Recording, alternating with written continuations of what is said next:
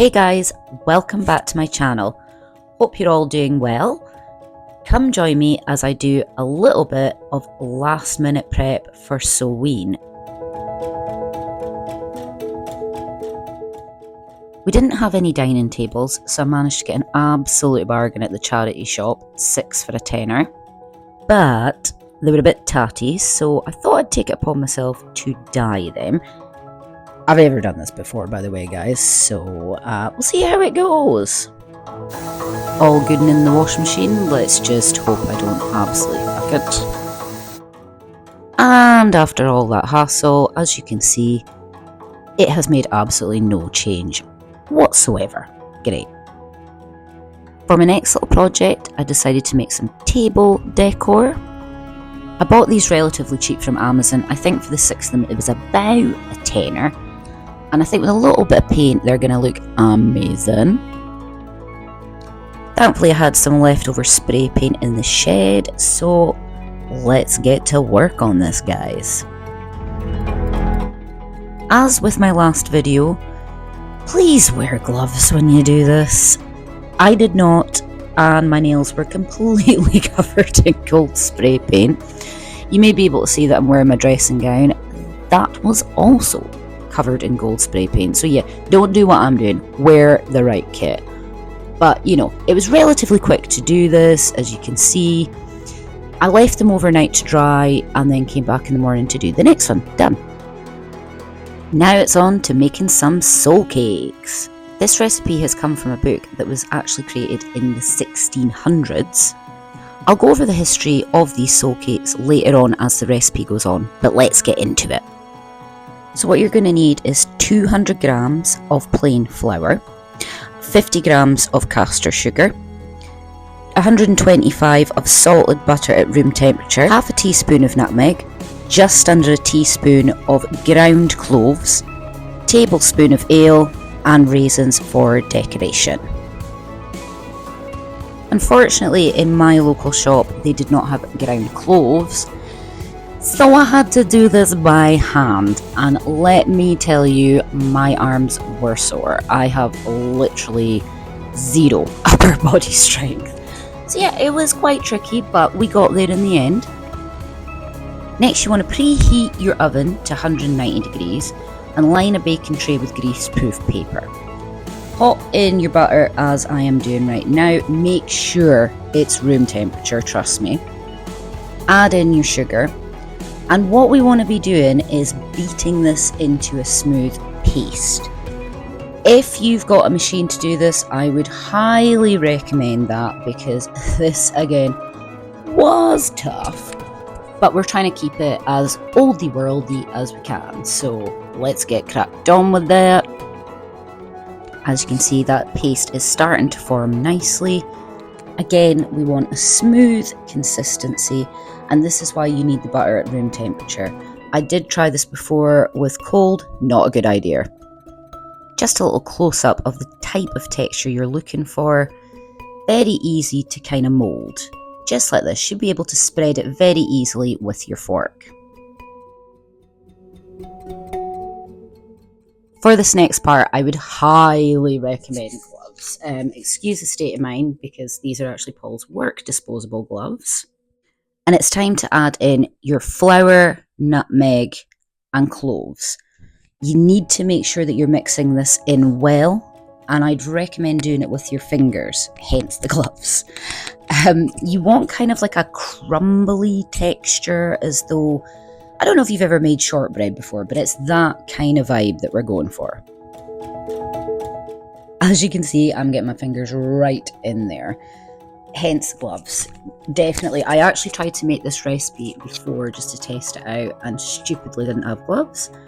And well, I have long nails, so you can imagine the absolute mess that made. So yeah, you can see really getting your hands in there, folding it all in. You don't want to make the mixture too hot though, so you know, just be careful with that.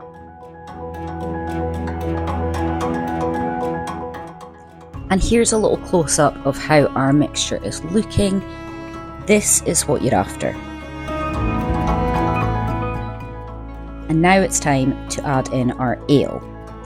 Again, gloves for this, I would highly recommend. As you can see the state of mine from the previous mixing.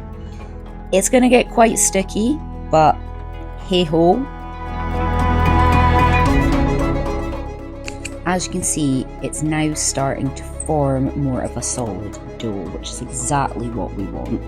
Obviously it was getting a bit sticky on the old gloves there, but that's fine. At this stage you want to try and form it into a complete ball, doing a little bit of extra kneading in there. And what we're going to do is section this off into 8 smaller balls that will then form our cakes.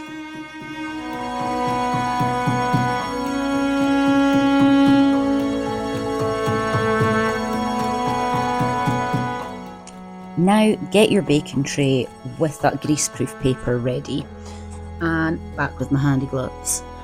What we're going to do is create the cookie bases, I guess. Now my trays are too small, so I'm doing this in 2 batches. So you can see I'm putting the dough in half so that I can then make 4 of the cakes at a time.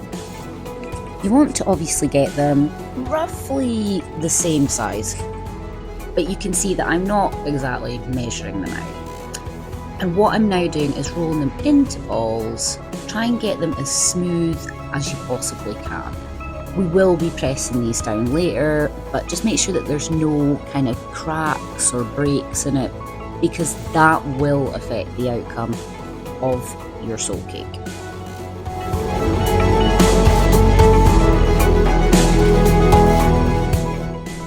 Now that you've got your dough balls, get yourself a spoon and you want to press down firmly to create the cookie shape. As you can see, I'm doing it here. We don't want them to be too thick. If they're too thick in the middle, they just will not cook properly. So pushing them firmly down like this, and then you'll see I'm going to go around the edges and just kind of spread them out a little bit.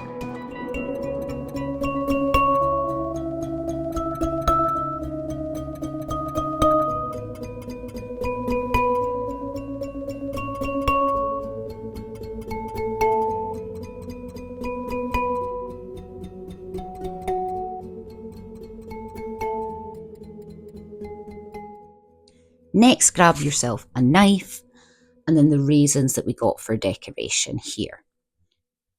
What you want to do is cut into those cookies. At this point, I tried a pressing motion and put in a bit of a cross kind of shape. And we will be putting and pushing those raisins into those crosses.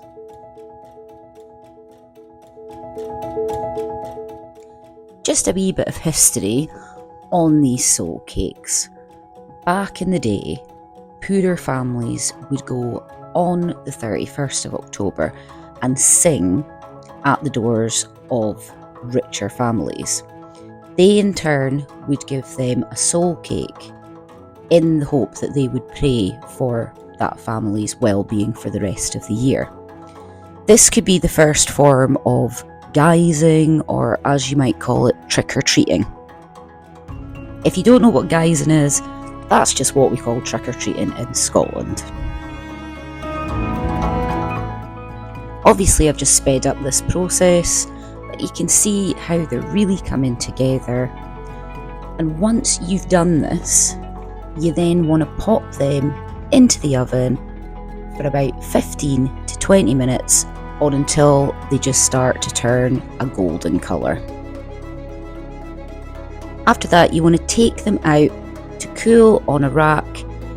Sometimes you can find that some of your raisins will pop out, but don't worry about that. Just before the cookies cool, pop them back in and they'll cool down just fine.